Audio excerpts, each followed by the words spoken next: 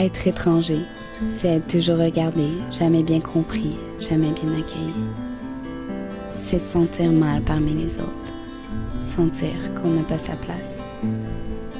Parce qu'être étranger, c'est penser, voir, agir différemment de la majorité. Être étranger, c'est ne rien comprendre des habitudes des autres, ne rien comprendre de leur vie, parce qu'eux-mêmes ne comprennent pas la nôtre.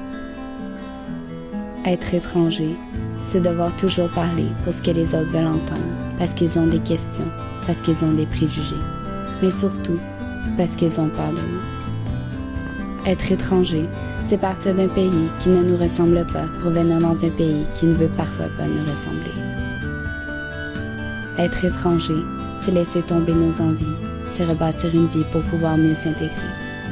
C'est se faire ami avec la solitude, parce qu'on sait que le monde est trop petit et beaucoup trop conservateur pour nous faire une place. Sauf si on décide d'être comme tout le monde, même si on porte les traits d'un univers étranger.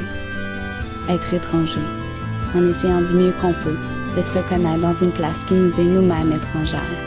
Être étranger, c'est aussi un état d'âme, un sentiment, une façon d'être, quelquefois par notre faute, au risque et péril de devenir étranger de nous.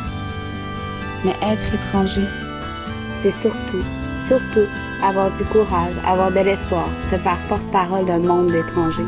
C'est utiliser la fierté de notre passé pour combattre les préjugés. Parce qu'au fond, se mettre dans la peau d'un étranger, c'est passer sa vie à essayer de se comprendre, à se fier au reflet des miroirs et des caméras et au regard des autres pour nous placer dans un groupe, une ville ou une famille. Personne ne se voit de ses propres yeux.